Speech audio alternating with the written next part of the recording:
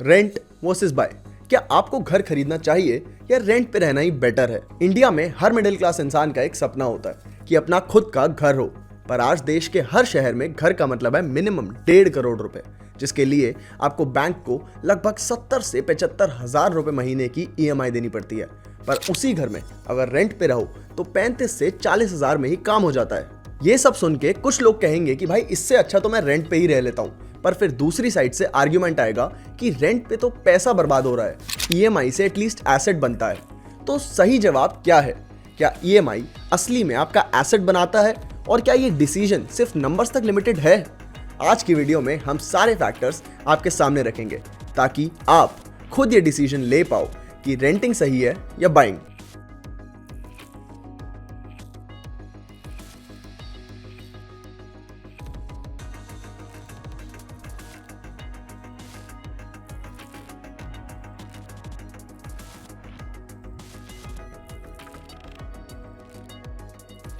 Emotional versus practical debate. India में एक cultural expectation होती है कि सबका अपना घर होना चाहिए। पेरेंट्स बोलते हैं बेटा घर ले लो, किराए पे कब तक रहोगे? शादी के बाद रिलेटिव्स बोलते हैं अब तो अपना फ्लैट लेना बनता ही है।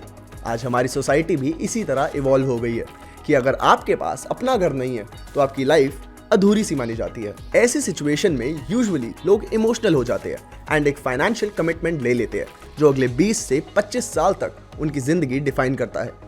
मेरे एक फ्रेंड ने अपने 20s में पेरेंट्स और रिलेटिव्स के प्रेशर में आकर घर ले लिया था। शादी के बाद जब उसकी फैमिली एक्सपैंड हुई तो उन्हें वो घर छोटा पड़ने लगा, बट अब ईएमआई की वजह से वो शिफ्ट भी नहीं कर पा रहे। रिजल्ट, ईएमआई ने उसे फाइनेंशियल और इमोशनल दोनों स्ट्रेस दे दिए। और अजीब बात यह है कि जो लोग रेंट को पैसा वेस्ट बोलते हैं उन्हें शायद पता ही नहीं होता कि लोन का स्ट्रक्चर कैसे काम करता है। होम लोन के लिए शुरुआती सालों में आपके ईएमआई का ज्यादा बड़ा हिस्सा इंटरेस्ट कॉस्ट को कवर करने में जाता है। मतलब पहले 7 से 10 साल तक आप सिर्फ बैंक को रेंट ही दे रहे हो। दूसरी साइड रेंटिंग को लेकर लोगों का अलग नजरिया है। किराए पे रहता है सुनते ही लोग अज्यूम कर लेते हैं कि इंसान अभी सेटल नहीं हुआ, लेकिन असल में रेंट आपको फ्लेक्सिबिलिटी देता है। चाहे जॉब चेंज हुआ, ट्रांसफर मिला या लाइफ में सिचुएशंस बदली, आप इजीली शिफ्ट हो सकते हो। तो सवाल ये है, आप घर खरीद के एक जगह लॉक हो जाओगे या रेंट देकर अपनी फ्रीडम मेंटेन करोगे? इस पॉइंट से ही शुरू करते हैं द रियल मनी मैथ। अब इमोशंस छोड़ते हैं, सीधा हिसाब देखते हैं। सबसे पहले खरीदने का कैलकुलेशन। मान लो घर का एक बेस प्राइस है 1 करोड़ रुपए, लेकिन आपकी रियल कॉस्ट उससे ज्यादा ही होगी। घर लेने के टाइम आपको 20 से 25% का डाउन पेमेंट देना पड़ता है। मतलब 20 से 25 लाख रुपए आपके पॉकेट से सीधा निकल जाते हैं। ऊपर से रजिस्ट्रेशन और स्टैंप ड्यूटी जो एवरेज 5 से 7% लग जाती है। मतलब पहला ही स्टेप आपको 25 लाख के आसपास कैश देने पर मजबूर कर देता है। फिर आती है ईएमआई। अगर 70 से 75 लाख का लोन 20 साल के लिए लेते हो 8% इंटरेस्ट पे, तो मंथली ईएमआई लगभग 55 से 60 हजार के बीच होगी। और पहले 7 से 8 साल तो ईएमआई का मेजर हिस्सा बैंक का इंटरेस्ट कवर करता है। मतलब आपको लगता है कि घर मेरा हो रहा है, लेकिन असल में आपकी ओनरशिप थोड़ी स्लोली बिल्ड होती है। और ईएमआई ही सब कुछ नहीं है। घर लेने के बाद रेगुलर टैक्सेस, सोसाइटी चार्जेस और मेंटेनेंस भी लगता है। आज एवरेज सोसाइटी 4 से 5 हजार रुपए महीने के मेंटेनेंस चार्ज करते हैं। इनफैक्ट ये तो शुरुआती रेट है। उसके बाद आता है interior cost, furniture, painting, repairs. ये सब मिलाकर पहले 5 साल में इजीली 20 से 25 लाख एक्स्ट्रा निकल जाते हैं। अब देखते हैं रेंटिंग का कैलकुलेशन। मान लो वही घर किराए पे 35 से 40 हजार में मिल रहा है। हर साल अगर 7 से 9% इंटरेस्ट बढ़ भी गया तो भी 10 साल तक आपका रेंट ईएमआई से कम ही रहेगा। और सबसे बड़ा डिफरेंस ये है कि आप वो 25 से 30 लाख का डाउन पेमेंट और ईएमआई और रेंट के गैप को कहीं इन्वेस्ट कर पाओगे। एसआईपी में 12 से 15 हजार महीना इन्वेस्ट करो या डाउन पेमेंट को एक अच्छे म्यूचुअल फंड में डाल दो, तो भी 10 से 15 साल बाद ये पैसा 1 करोड़ के आसपास आसानी से बन जाएगा। मतलब सेविंग्स के साथ साथ आप वेल्थ भी क्रिएट कर रहे हो। और एक और फैक्टर है जो लोग इग्नोर कर देते हैं, tax benefit. Under the old tax regime home loan पे सेक्शन 24 और 80C के अंडर कुछ डिडक्शंस मिलते हैं, लेकिन न्यू टैक्स रिजीम लेने वाले लोगों को अब उतना फायदा नहीं मिलता। वहीं पे रेंटर्स को हाउस रेंट अलाउंस HRA का डिडक्शन मिल जाता है जो उनका नेट रेंट कम कर देता है। हमारे पेरेंट्स ने अपना घर 40 से 50 की एज में लिया था जब उनकी सेविंग्स बन गई थी, और तब इंडिया में घर के रेट्स भी उतने एलिवेटेड नहीं थे। लेकिन आज की जनरेशन जल्दी खरीदने का सोचती है और उससे ही शुरू होता है प्रेशर। अगली जनरेशन शायद घर खरीदना प्रायोरिटी समझे ही ना, क्योंकि उनके लिए मोबिलिटी और फ्रीडम ज्यादा इंपॉर्टेंट हो सकता है। इसलिए एक्सपर्ट्स हमेशा एक चीज देखते हैं, रेंटल यील्ड, मतलब घर का एनुअल रेंट डिवाइडेड बाय उसकी मार्केट वैल्यू। इंडिया की मेट्रो सिटीज में भी एवरेज रेंटल यील्ड सिर्फ 2 से 6% है। मतलब अगर आप 1 करोड़ का घर खरीदते हो तो उसका किराया 30 से 40 हजार से ऊपर जाने के चांसेस कम है। और जब तक रेंटल यील्ड लो है, शॉर्ट और मीडियम टर्म के लिए रेंट फाइनेंशियली स्मार्टर लगता है। तो मैथ क्लियर है, buying is equal to down payment plus stamp duty plus high EMI plus maintenance plus slow equity built. Renting is equal to monthly cash outflow plus HRA benefit plus investment opportunity with the money you saved. अब ये number सुन के लगता है कि rent ही winner है, लेकिन picture इतनी simple नहीं है, क्योंकि लाइफ सिर्फ एक्सेल शीट से नहीं चलती। Stability and freedom trade off. अब नंबर्स के बाद बात करते हैं लाइफ की, क्योंकि घर खरीदना एक लाइफस्टाइल चॉइस भी होती है। अपना घर लेने का सबसे बड़ा फायदा है स्टेबिलिटी।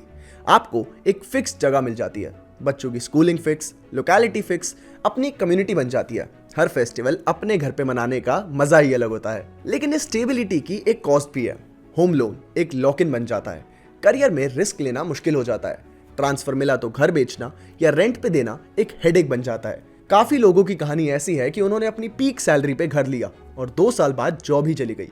EMI के प्रेशर में उन्हें अपने इन्वेस्टमेंट्स तोड़ने पड़े और आखिर में घर बेचना पड़ता है, जो इमोशनली काफी ज्यादा हर्ट करता है। EMI लेना एक ईयरली जिम मेंबरशिप लेने जैसा है। चाहे आप जिम जाओ या ना जाओ, आपके पैसे पूरे ही लगते हैं। लोन भी वैसा ही है, एक बार कमिटमेंट ले लिया तो अगले 20 साल आप रीपे करते रहेंगे, चाहे आपके सर्कमस्टांसेस कैसे भी हो। दूसरी तरफ रेंट लेने वाले को फ्रीडम मिलती है। जॉब चेंज हुआ तो इजीली सिटी शिफ्ट कर लो, लाइफ स्टेज चेंज हो तो 2 BHK से 3 BHK ले लो, काम वर्क फ्रॉम होम से मिला तो छोटा घर लेके पैसे बचा लो। फ्लेक्सिबिलिटी ही रेंटिंग का सबसे बड़ा प्लस पॉइंट है। पर रेंटिंग का अपना एक नेगेटिव पॉइंट भी है। हर 11 महीने में कॉन्ट्रैक्ट रिन्यू करना, लैंडलॉर्ड के कंडीशंस झेलना, कभी सडन रेंट हाइक या घर खाली करने का नोटिस मिल जाना, ये सब चीजें स्ट्रेस क्रिएट करती है। कितनी स्टोरीज ऐसी भी सुनने को मिलती है जहां लैंडलॉर्ड डिपॉजिट भी वापस नहीं करता। और सबसे बड़ी बात, किराए पे रहते हुए आपको लगता है कि आपके पास एक परमानेंट जगह कभी भी नहीं है। सोसाइटी की नजर में आप कभी भी सेटल्ड नहीं लगोगे और आपको वो अपने घर वाली फीलिंग कभी नहीं मिलती। सिंपल शब्दों में, हैविंग योर ओन हाउस आपको एक स्टेबिलिटी देता है, रेंटिंग आपको ऑप्शनैलिटी।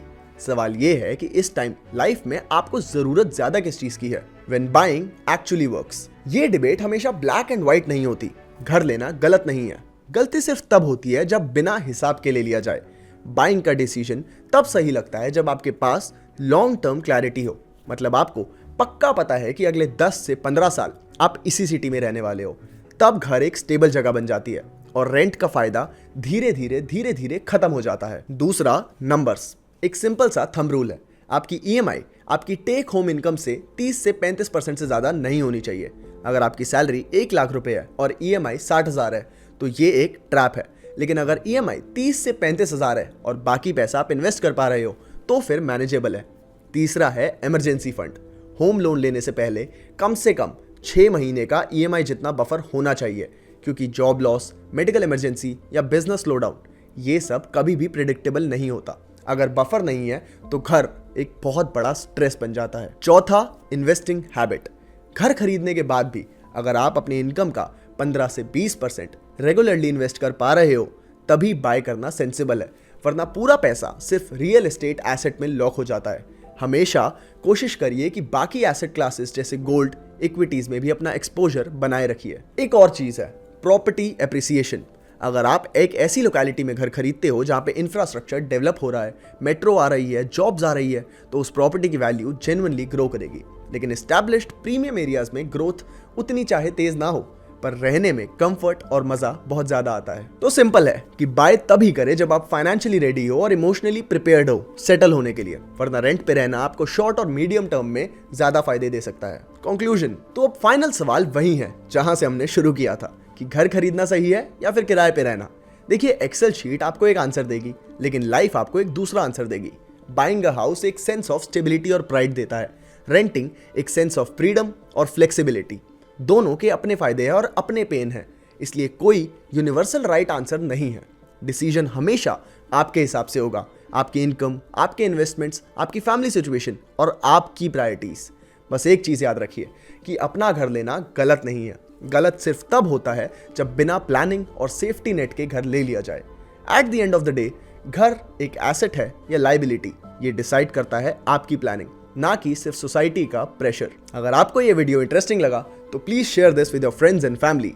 और अगर आप personal loans, credit card dues repayment के इशू फेस कर रहे हैं तो आज ही विजिट करिए expertpanel.org, an IIT IIM founded company जिनके एक्सपर्ट्स ने 35,000 से भी ज्यादा लोगों को डेट से निकालने में मदद की है। मैं आपसे मिलता हूं एक और नई स्टोरी के साथ, एक और नई इंटरेस्टिंग वीडियो में। तब तक के लिए अपना ध्यान रखिए और यहां तक वीडियो देखने के लिए थैंक यू।